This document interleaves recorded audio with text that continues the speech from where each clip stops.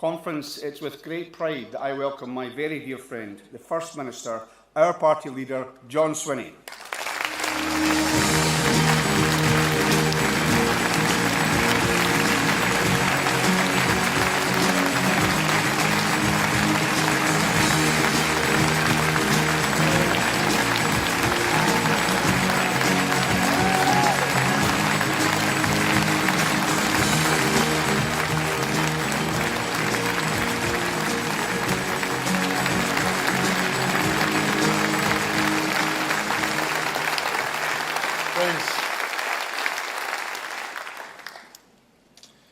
Friends, what a conference we have had. What a wonderful welcome we've received here in Aberdeen. And what a great result last night, albeit slightly nerve-wracking. Winning certainly suits Scotland, and conference winning for Scotland is what this party is all about.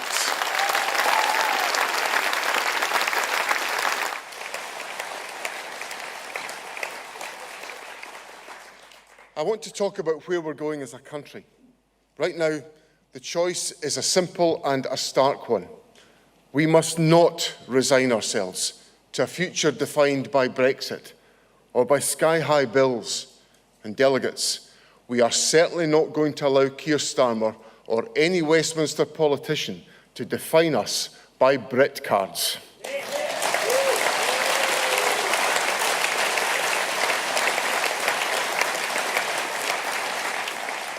We must define our own future, a future where we devote all of our resources to transforming the lives of people in Scotland, where our immense energy wealth puts money into people's pockets, not into the coffers of Westminster's Treasury or the offshore bank accounts of billionaires.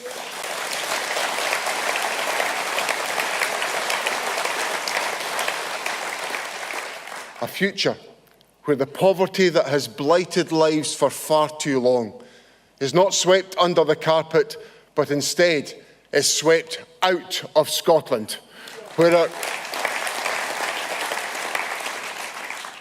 our National Health Service is freed once and for all from the threat of creeping Westminster privatisation.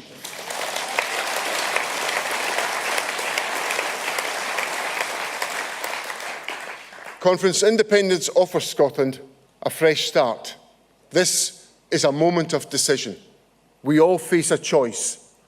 Decline, decay and Westminster and despair with Westminster government, or hope, optimism and ambition with Scottish self-government. This is the moment for us to realise the true potential we have as a nation. Now is the time for Scotland to become independent.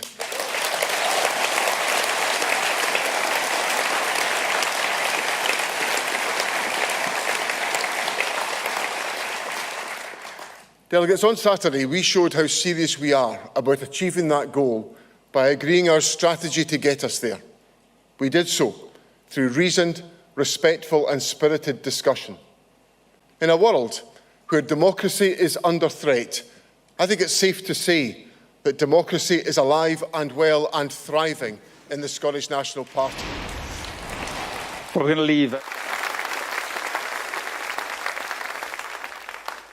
And it is democracy that will now take us forward.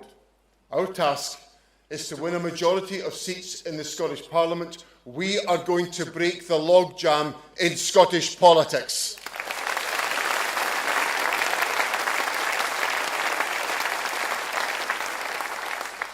Delegates, I know things are not easy for a lot of people right now. Times are tough. We've had the financial crash, austerity, Brexit, the cost of living crisis. And through all those tough times, through all the storms of recent history, it's become crystal clear.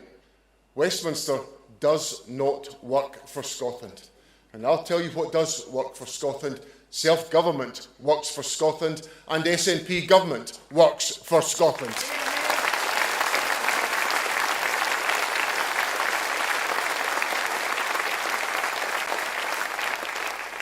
We are a government that fights for Scotland every single day.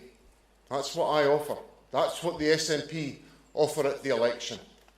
Not a branch office beholden to London, but a government wholly owned by and wholly serving the people of Scotland.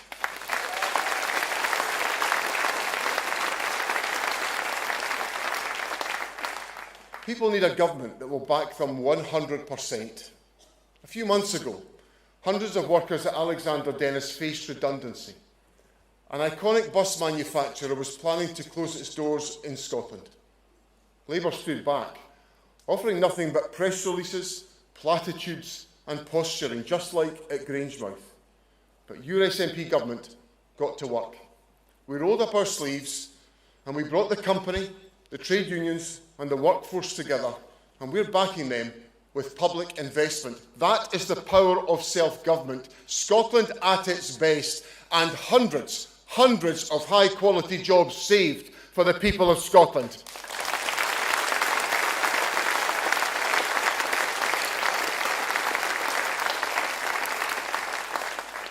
I say it again because it's a winning formula. Self-government works and SNP government works. Just look at what we are achieving. Free childcare provision more than doubled. Council tax bills lowest in the UK. Water bills lowest in the UK. Income tax, most paying less, the highest earners paying more. Prescriptions free. University tuition free. Bus travel free for under 22s. Peak fares on our trains gone and gone for good. Waiting times down. GP numbers up. Record numbers of hip and knee operations on our streets. Crime down. In our schools, literacy and numeracy up. Record numbers heading to college or university and conference. Child poverty in Scotland at its lowest level in 3 decades. That is the SNP record. That is self-government making lives better in Scotland.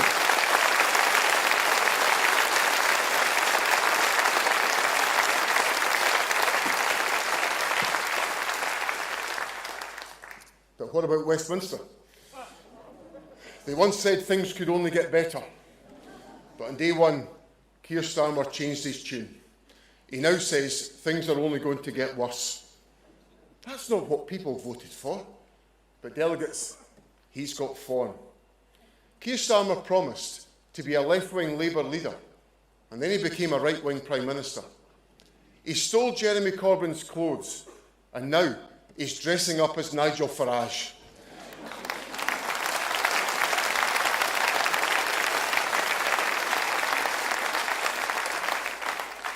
He hasn't even tried to implement the progressive policies that people backed him for. This vacuous Labour government is a symptom of a wider problem, a Westminster system that is broken and broken beyond repair.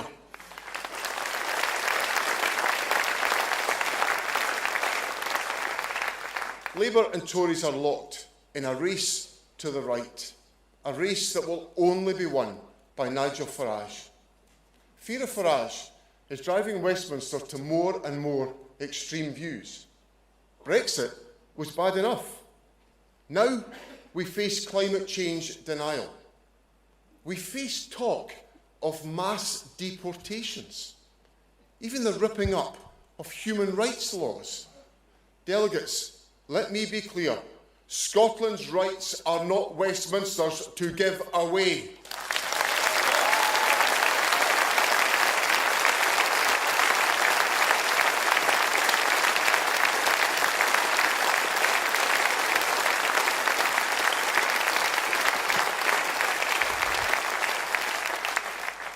Ideas that once seemed unthinkable are now common currency. That is Westminster's obsession. Not your rising shopping bills, not your kids' future, not your parents' care. Westminster has never been more out of touch with people's everyday concerns. It has never been clearer for Westminster, Scotland is only ever an afterthought.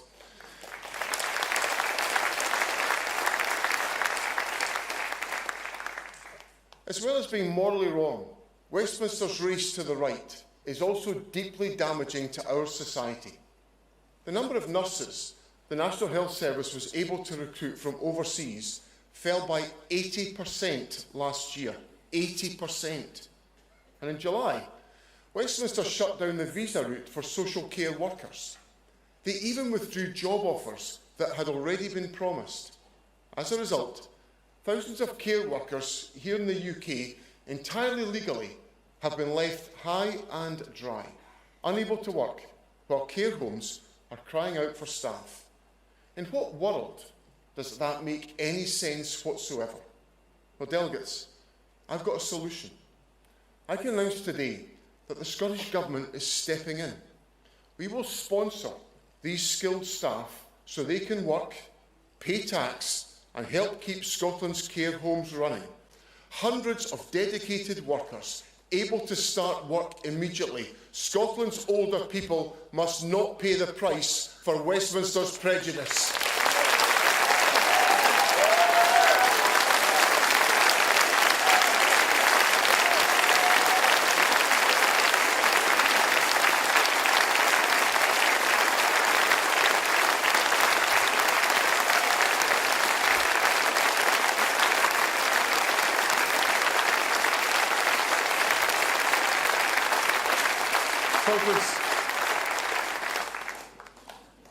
Conference, Westminster isn't working for Scotland. Self-government works for Scotland, and an SNP government works for Scotland too. Scotland is a welcoming nation, and we've always been an outward-looking nation. In all my years in politics, I can think of few who've embodied this ability to look outwards, more than the late and much-missed George Reid. George, of course, played an absolutely pivotal role in both the early breakthrough of the SNP and in the early years of our national parliament. But beyond our shores, he was widely known and respected for his humanitarian work. In tense situations, he brought people together. He gave hope to those who had none. I learned so much from George. We all did. And delegates, let's resolve today to carry on George's legacy, to bring empathy and compassion to everything we do, and to always, always fight for a better Scotland and a better world.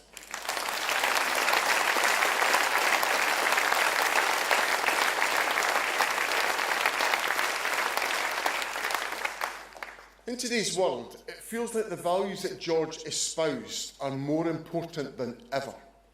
That means standing up to brutal dictators like Vladimir Putin, and conference, standing shoulder to shoulder with the people of Ukraine.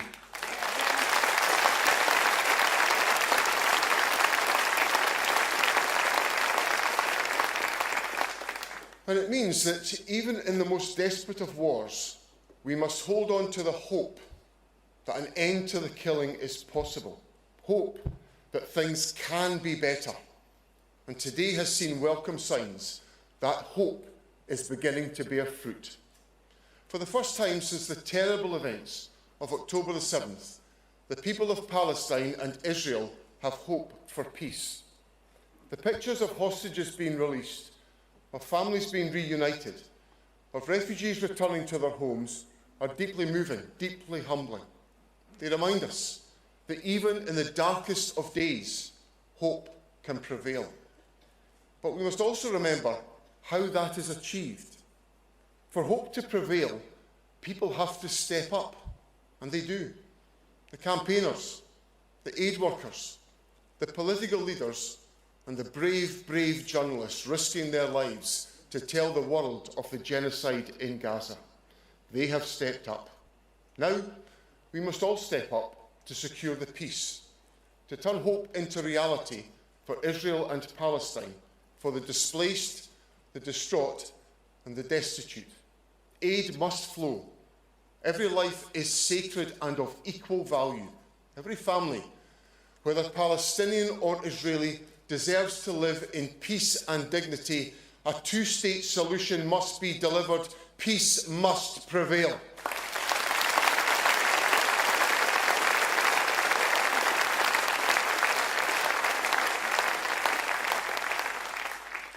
Peace is a long-term project, and it sometimes requires far-sighted investment. International development is very often the first line of defence, the defence against conflict, population displacement and humanitarian catastrophe. It is not a luxury.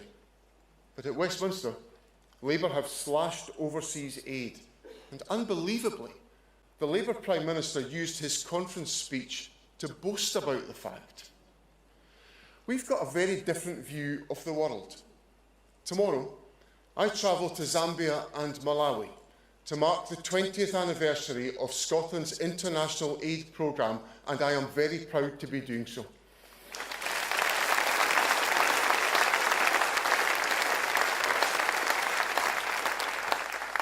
In recent years, we've increased funding and expanded the scope of Scotland's international development efforts. Our funding has helped to build operating rooms for children's hospitals, support climate initiatives, and ensure children, in particular girls, can attend school. With full self-government, we could, of course, do so much more. The UK was once so proud of its international development programme, but now they all seem to be ashamed of it. That in itself is shameful.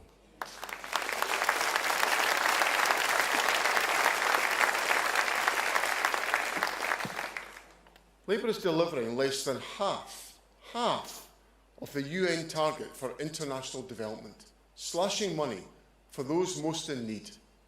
At conference, with Westminster, of course, there's always billions for weapons of mass destruction.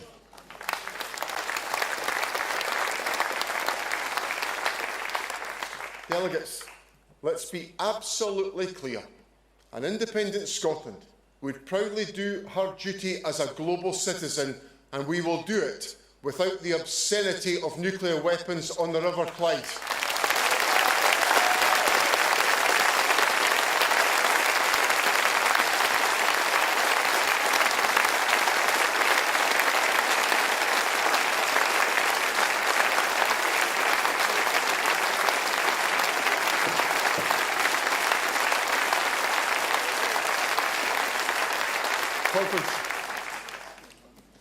In tough and uncertain times, it is more important than ever to stand by your values.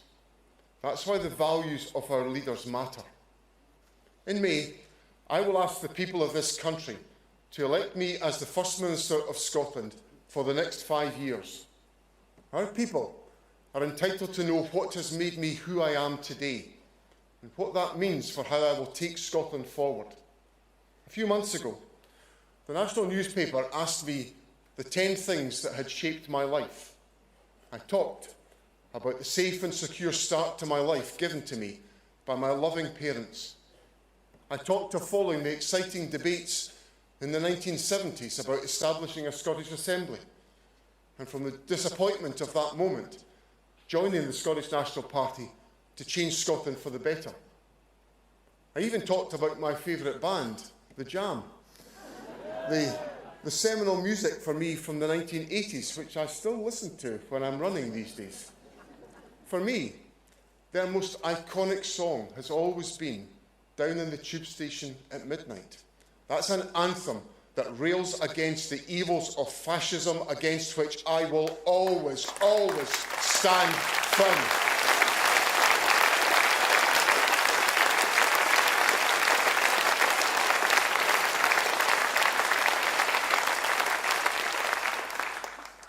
I talked of meeting my wife Elizabeth, without whom I can do nothing of what I do today.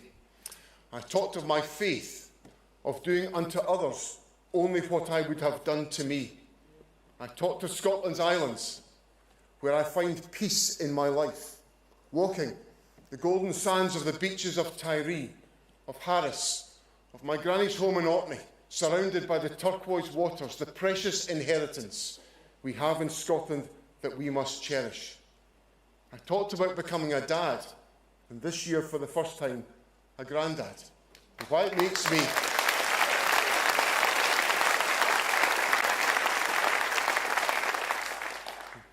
me so determined to do the best I can for the country that comes after me, the country that our children and our grandchildren will inherit. That's why becoming First Minister is such a privilege. It is the ultimate opportunity to serve the people of this country. That, my friends, is who I am.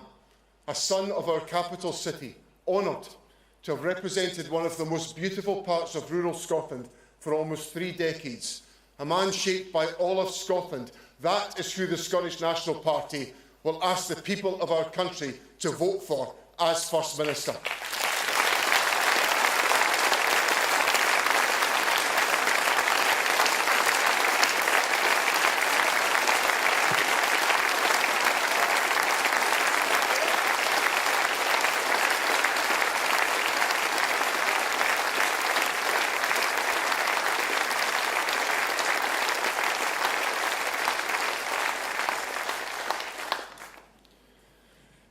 It is the honour of my life to be First Minister. But let me in you into a secret. I'm just getting started.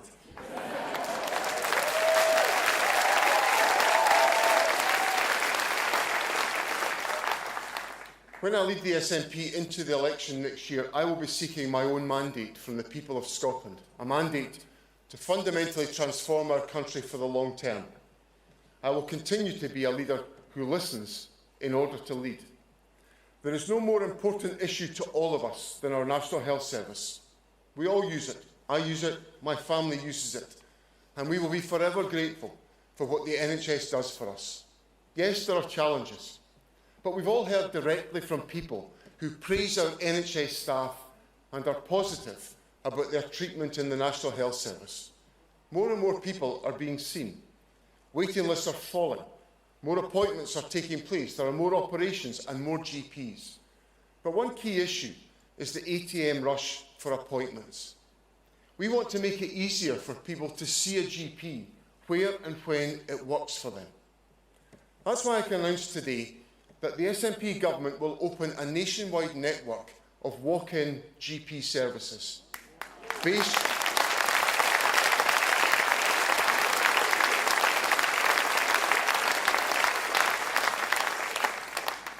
based in your community, on your local high street, near your child's school, or close to your workplace. They will break from the status quo.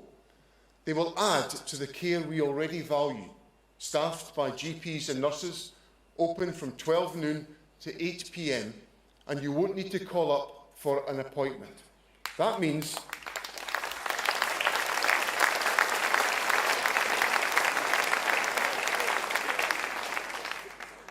more people can go after work when it fits with their lives. And to make that even easier, they'll be open 7 days a week.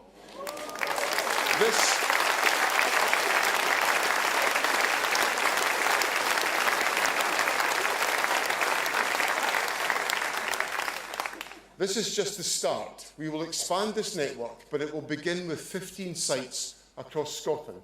They will deliver over 1 million additional GP and nurse appointments, and the first will be up and running within the year. That is personalised care on your doorstep. That is self-government working. That's the SNP government working for Scotland.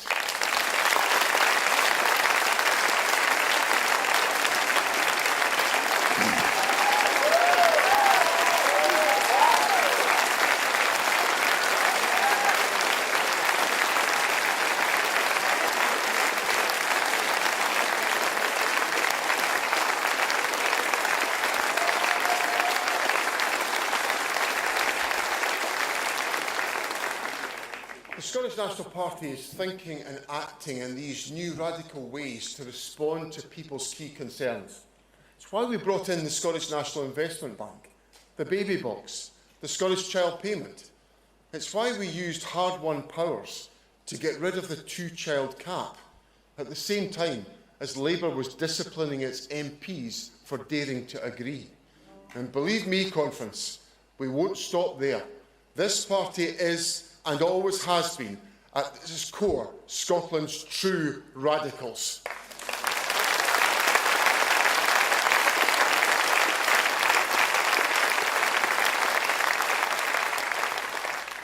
But while we're championing the new, Westminster insists on sticking to the old ways of doing things.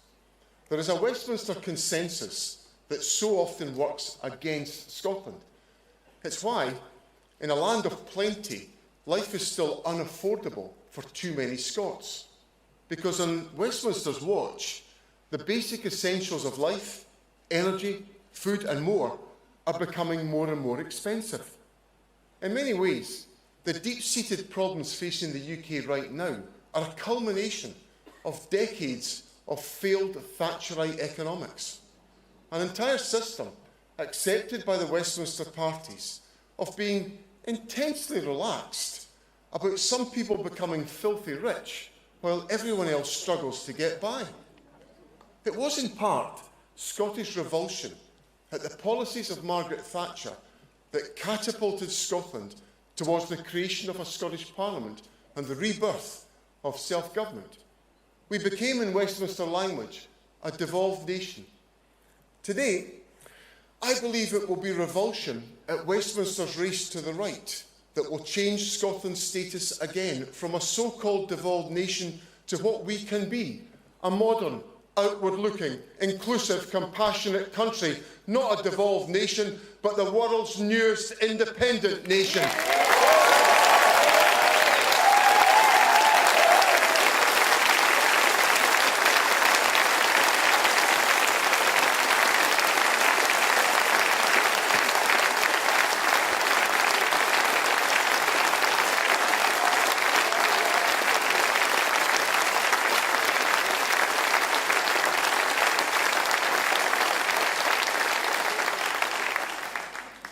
That is the fresh start Scotland needs. Decisions about Scotland should be taken by the people of Scotland.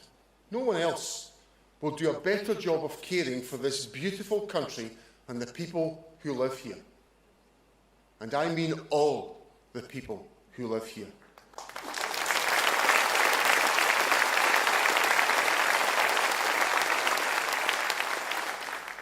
Wherever you are from, whatever your faith, whatever the colour of your skin, let me make this clear.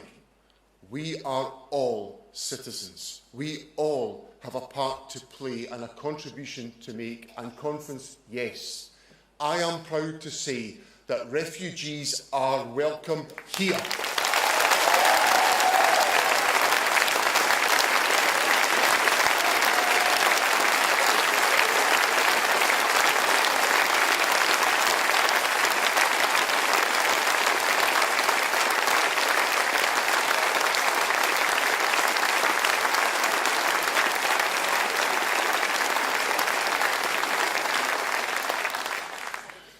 The race to the right at Westminster is one reason why independence is so urgent and necessary.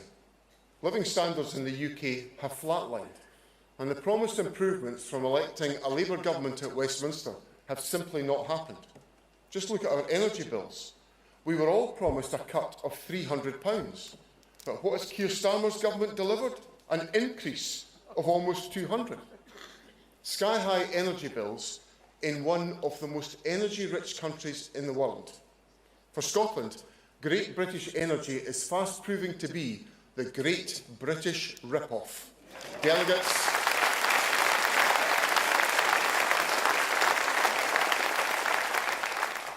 it's time for a new approach. This week, the Scottish Government published a detailed prospectus for independence, how our economy could work, our migration system, our route back to the EU, our place in the world, and how we would build a new nation. The work has been done, but conference, more than that, we've set out the potential for Scotland to be a very different kind of country. There is so much to be hopeful about as a new nation state. For countries of Scotland's size, the golden combination is the policy power of independence together with membership of the European Union. Scotland is fortunate. Our golden combination can be independence, Europe, and our vast, low-cost, renewable energy. Even without our advantages, independent countries, just like Scotland, Denmark, Ireland, Finland, Austria and others, are all wealthier than the UK, fairer than the UK, all have lower rates of poverty, all have higher rates of investment. Conference, we often pose the question, If all these countries can be so successful, why not Scotland? But for me, it's time to be much, much more assertive. It's time to stop asking the question. It's time to proclaim with confidence, if all those countries can be wealthier and fairer than the UK, then so can Scotland.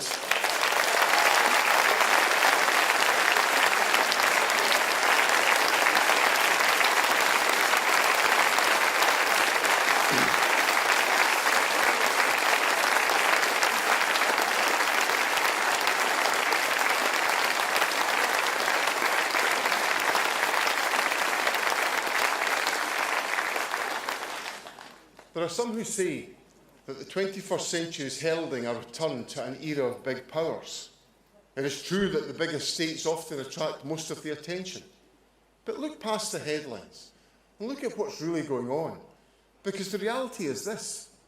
In the 21st century, it is the European states the size of Scotland that are enjoying the biggest successes. It is they who have the flexibility to target their resources and adapt. It is they who are upholding the rules-based system and the commitment to human rights, backed by the security of the EU, international cooperation and mutual respect. In this era of enormous global change, where the world has become so much smaller and technology advancing at such a rate, it is clear that cooperation to tackle the great challenges of the day is needed more than ever. And that, my friends, is the simple and stark choice facing Scotland. We choose not Westminster government, we choose self-government. We choose not isolationism, we choose internationalism. Never an island of strangers, always a continent of friends.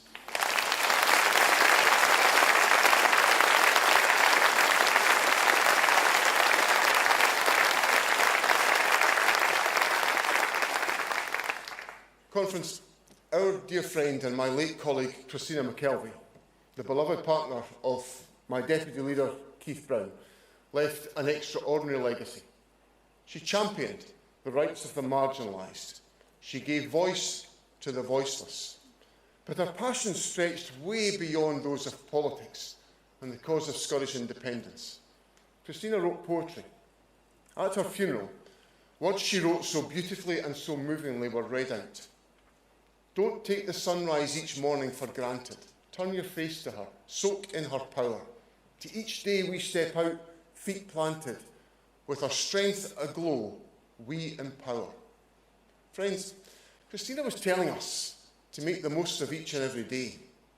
That sentiment matters now more than ever, because the country that Christina longed to see, and which she campaigned so hard to bring about, is in all of our hands.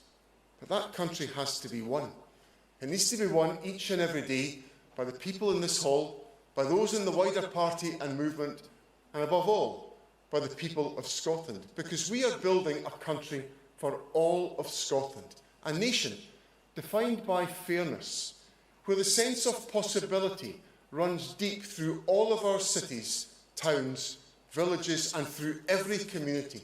A country in which the saltire will flutter proudly, but gently, as a symbol of an inclusive, welcoming, compassionate nation. We know there are those who seek a very different future for Scotland. So each and every day, we need to be stronger. Each and every day, we need to be more committed, more driven by our love for one another and for Scotland, for the better nation we know is within our grasp. Each and every day, keep that vision in your mind and, above all, in your hearts. And together, let's win Scotland's independence. Thank you very much.